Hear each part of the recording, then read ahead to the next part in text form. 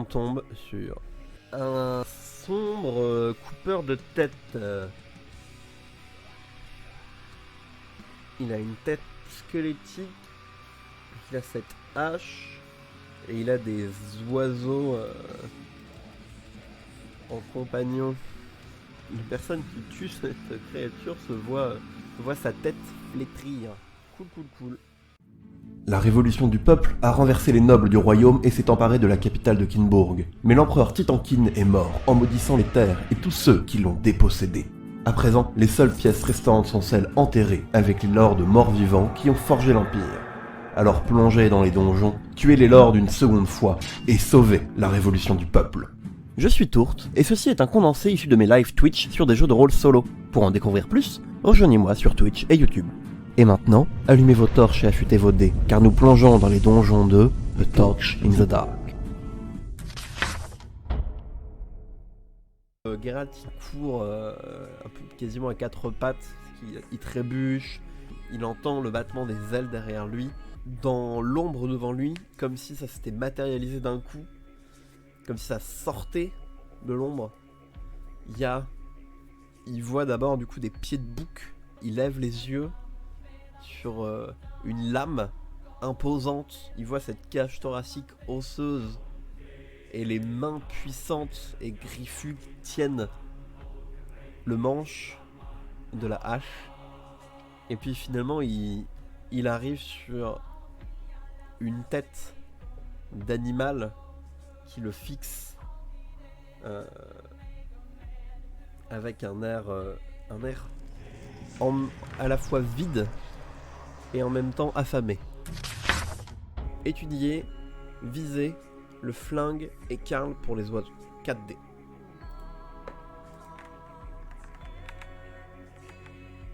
On garde le meilleur, c'est 4. 4, c'est on s'en sort, oui, mais avec un prix. On prend 1 de corruption parce qu'on se fait couper par la lame. Et la lame, elle a quelque chose de maléfique. Elle, c'est presque limite, je me demande si c'est pas elle qui fait vivre cette chose, en fait. Il y a nos veines qui se noircissent un peu quand on se prend le coup de lame et ça fait mal, mais ça fait mal aussi dans la tête. On continue. On change pas l'équipe qui gagne, hein, les 4D. Et 6. Notre chat réussit à buter une partie des bestioles qui nous assaillent et qui nous rendent la vie encore plus dure.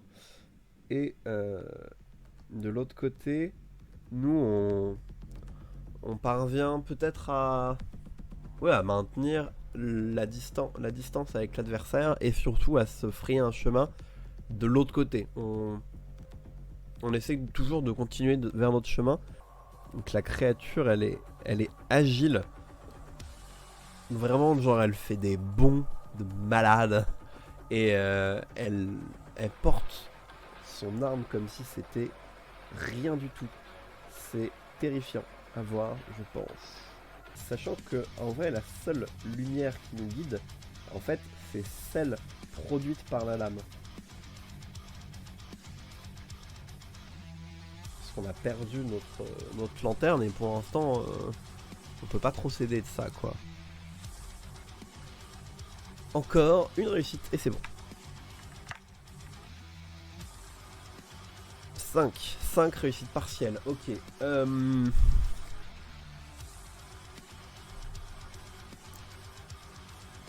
Bah, du coup j'ai envie de jouer le jeu. En gros le démon se jette sur nous alors qu'on vient de passer derrière lui. Genre il se retourne brusquement et il se jette sur nous. Genre il essaie pas de nous frapper avec sa lame. Il nous fait un truc de quarterback. Il nous rentre dans l'art. Et on l'esquive et pris dans son élan. La créature elle se retrouve embarquée. Et elle tombe dans l'abîme. un peu façon Balrog, comme ça. Donc il y a la créature qui tombe, et on voit là tous les oisillons de malheur qui étaient autour, qui hurlent, et qui foncent pour sauver leur père, leur maître, je sais pas trop. Et quelques secondes plus tard, des très longues secondes où on est un peu hébété, on entend un bruit sourd et humide, comme si quelque chose s'était écrasé au sol, et on entend les cris déchirants, vraiment de tristesse et suraigus, qui résonnent dans toute la caverne. La carte du démon disait que quiconque tue la créature prend des dégâts parce que son visage fond se nécrose. Et bah du coup je pense que Geralt va prendre une condition définitive, qui est du coup cette nécrose du visage. Il sent son visage, il sent une partie de son visage qui le lance là où il s'est, le même côté où il s'était fait où il s'était fait blesser, et s'il pouvait se voir, il regarde, il hurle, il n'arrive pas à retenir ses cris, et il voit qu'il y a tout son bras, toutes ses veines qui sont noires, il voit son épaule qui aussi est comme rachitique, la peau qui se recroqueville, il l'entend craquer, il entend les muscles qui cassent, qui claquent, comme s'il y avait toute l'eau de son corps qui se barrait, comme si aussi il entend presque comme il y a des vers qui rampent dans son épaule, son cou, et ça remonte, et il voit, il est à 2 doigts de perdre conscience. Malheureusement les choses ne vont pas être aussi clémentes, je pense, que la dernière fois, et du coup il va garder conscience alors que son visage se nécrose en partie, et il va prendre cher, Qu'est-ce qui va bien lui arriver? Le roi de pique, ouais, roi. King. Alors, on peut gagner un trésor, est-ce que vous voyez un groupe de pilleurs qui essayent de refermer une crypte.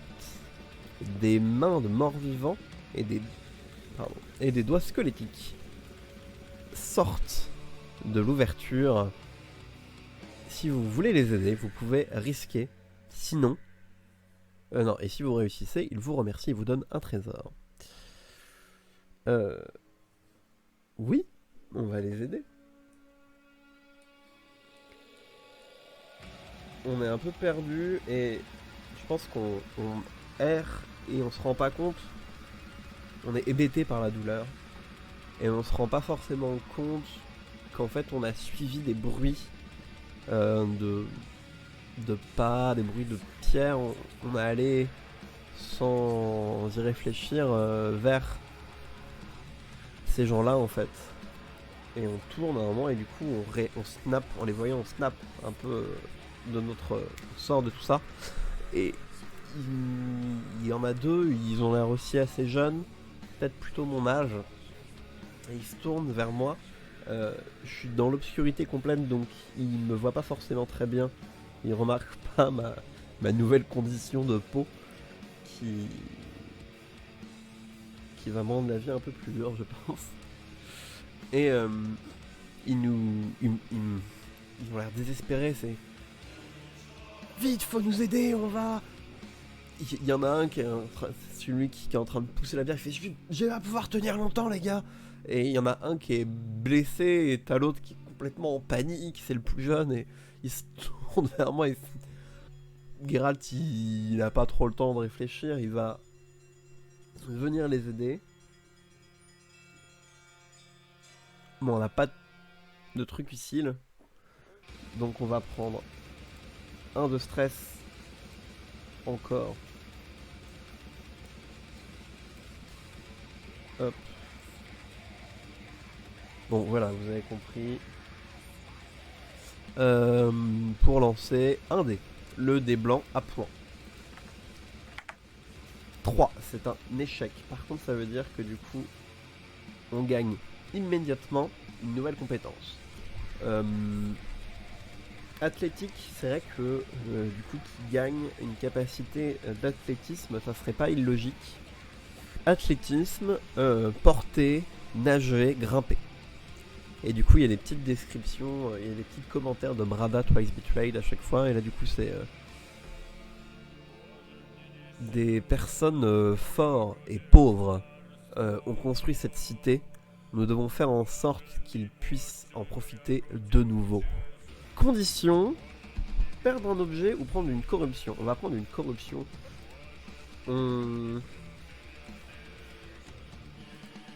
Bah, du coup, on les aide. Mais on est à 2 doigts de fermer la crypte. Et soudain, il y en a un d'eux qui tourne sa tête vers moi. Et en fait, il panique. Il me voit comme ça et il panique tout de suite. Et il me traite de monstre. Ce qui s'ensuit, c'est un bordel parce que les zombies qu'ils essayaient de garder à l'intérieur, les morts vivants qu'ils essayaient d'enfermer, sortent, en profitent, et chopent un de ses camarades pendant que lui, il sort un flingue, il sort une petite dague pour essayer de me buter en me traitant de monstre, d'abomination, et il y a clairement un truc chez lui qui a craqué. Et du coup... je me retrouve à juste devoir fuir mes camarades alors que je les aidais il y a 2 secondes avant. Vraiment juste avant, j'étais le messie presque pour eux. Et là, soudainement, à cause de mon apparence, je me retrouve déchu. Je sais pas si c'est le mot, mais je pense que vous avez l'idée. Et Geralt, il sent en lui une forme de colère et d'amertume qui est de lui. Hein, c'est son émotion à lui, mais en même temps, elle est augmentée par... Elle résonne avec quelque chose qui coule dans ses veines et qui rôde dans l'obscurité, je pense. Et Geralt, là, il est en train de passer une très mauvaise journée. Une deuxième très mauvaise journée. Nouvelle carte. Donc on n'a même pas de trésor. Encore un roi, putain. J'aime pas les rois maintenant. Enfin, j'ai jamais aimé les rois, mais c'est autre chose. Le roi trèfle. Ah, le bateau du Lord Amiral, qui s'appelait le Droit Divin, ça en dit long, a été le dernier bateau sur lequel il a servi. Le Destroyer, Dreadnought, il me semble que ça se traduit littéralement par Destroyer, est là, en pièces, éclaté sur le sol de la nécropolis. Il prend toute l'alcôve de la caverne et logé entre les parties de bois, il y a une pieuvre géante. Sa peau est rouge comme le sang et couverte de pointes d'os aussi acérées que des lances. Risquez 3 fois, après 3 succès, gagnez 3 trésors. Tchou! Et bah mes petits amis, non mais regardez-moi la tête de cet inventaire. Il a jamais été aussi vide. C'est une honte, c'est triste. La prochaine fois qu'on doit perdre une torche, on est mort parce qu'on se fait dévorer par l'obscurité, je vous le rappelle. Bon, on est à 3 états de la mort, ça va. On est à 3 corruptions de la mort, c'est un peu moins cool. Et 4 stress de la mort. Bon. Je sais pas ce que ça va donner.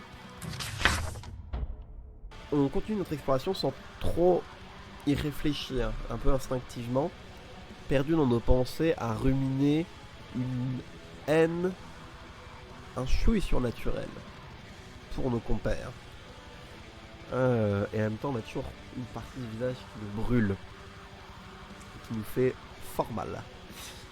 Ce qui nous sort de nos pensées, c'est un moment où on pose le pied par terre et ça fait plouc, plic, petit bruit d'eau comme ça. Et donc on se rend compte que c'est légèrement, il y a un lait, c'est pas un lac, c'est une flaque d'eau, un lac extrêmement peu profond, dans lequel est posé ce bateau, à moitié en ruine. On dit pas ça pour les bateaux, mais voilà, à moitié une épave quoi. On s'approche avec notre torche, on éclaire tout ça, et immédiatement sur un côté on voit, et à notre gauche on voit bouger dans l'obscurité quelque chose. Le bois craque, l'eau fait des remous. On suit un peu le mouvement comme on peut, et comme tout à l'heure on tombe nez à nez avec ce poulpe qui s'élève un peu, qui se redresse quoi, au milieu de tous ces morceaux de bois. Et donc bah c'est un calamar géant. 4, cool. Première réussite avec un prix. On va encaisser du stress, tout simplement. On voit une des tentacules qui tente de nous écraser. Et donc le combat commence. On essaye de fuir, on tire sur la créature, ça tapasse dans sa peau caoutchouteuse. Je suis même pas sûr qu'on la touche, c'est difficile de savoir. La chose est tellement grande. Pardon. La chose est tellement grande et c'est tellement pas humain. C'est même pas mort-vivant, c'est juste un animal gigantesque. On sait pas quoi foutre. Donc on commence à sentir l'angoisse monter en nous. Et on se rend bien compte que on est au milieu de chez elle.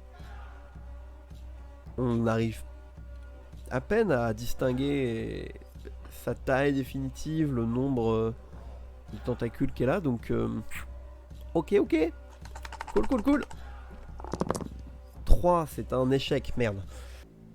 Ce qui se passe, c'est littéralement la créature, elle s'empare de notre pistolet et elle l'écrase en deux. On se retrouve en mode super, comme un con, sans défense, vraiment sans défense. Donc notre troisième jet, je pense que ce que ça va être, c'est étudier athlétique, et on va prendre un de stress pour lancer un troisième dé.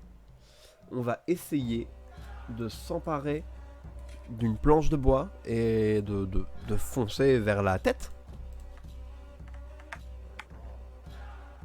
6, ma gueule, yes.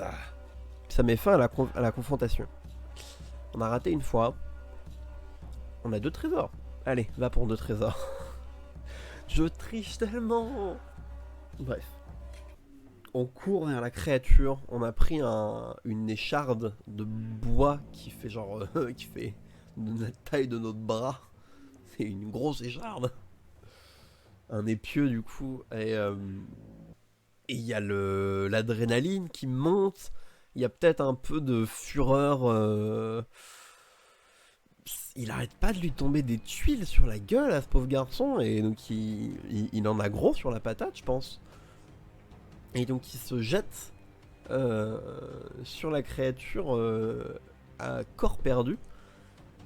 Et on arrive à lui asséner un coup dans un de ses yeux. Et un peu en mode Kratos, je pense. On assène coup sur coup on creuse en fait dans la chair caoutchouteuse de la bestiole. Et à chaque coup, on sent qu'il y a un tresseau qui parcourt tout son corps, toutes ses tentacules, et qui un peu l'empêche de bouger. Et je pense que juste on en fait de la bouillie. Geralt il commence à fatiguer. Là il y a un petit côté Geralt, non? Genre trou Geralt. Voilà, Geralt Berserk. On gagne 2 trésors. C'est un coffre à bijoux. Il va trouver une bourse avec des pièces dedans. Le 2 de pique. Le sol ici n'est pas égal. En vérité, c'est une sépulture improvisée pour un petit paquet de royalistes qui ont été balancés là. Vous voyez quelques mains bouger et puis les cadavres commencent à s'animer. Risqué. Donc on a perdu notre fidèle flingue. On aurait dû lui donner un nom, ça aurait été cool. Genre étincelle. Je sais pas. Voilà. Athlétique pour s'enfuir. Et la torche pour nous guider. 2 dés, les 2 dés blancs. Hey, 6. Allez. On prend la fuite. Comme depuis tout à l'heure, on est un peu dans le même mood de on en a marre de ces conneries. 8 de carreau. Il y a des cartes comme ça où elles sont pas ultra inspirantes non plus, donc je trouve que c'est pas un drame de les passer un peu vite. Ok, il y a ça, on a fui. Soit. Vous voyez des sigils diaboliques peints sur une des cryptes. Soudainement, sa porte s'ouvre et une créature hideuse en sort. Ce qu'on va faire, c'est qu'on va utiliser notre rituel et étudier pour effacer le sigil. Athlétique et visée, c'est les 2 dés blancs. 5. Mais on perd quelque chose. Corruption. Ce sera donc... On essaye d'équilibrer les dégâts. On s'approche de la crypte où il y a cette image où il y a ces dessins démoniaques et impies qui sont dessinés dedans.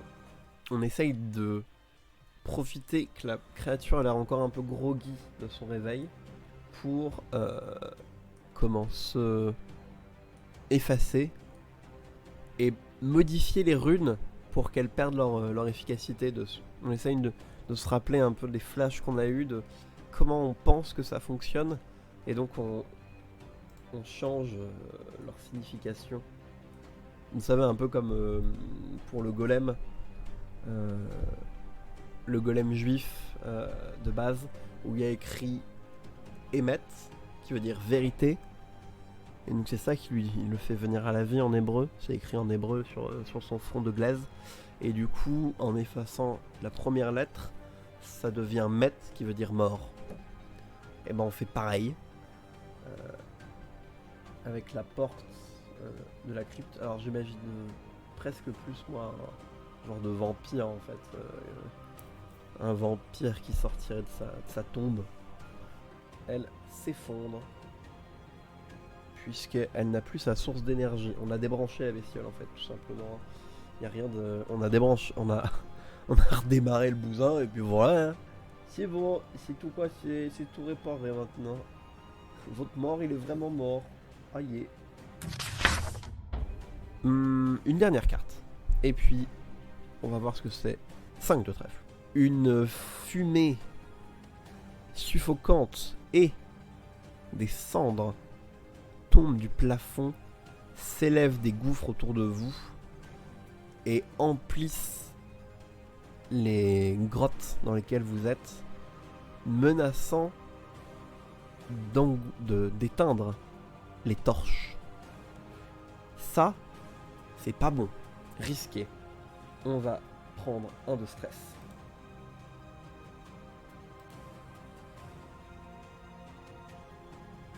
Vous noterez que j'ai perdu beaucoup de choses, mais j'ai jamais osé mettre en danger mon chat. C'est fou, hein? On réussit à grimper, mais il y a on a respiré cette fumée, ce truc, ces cendres.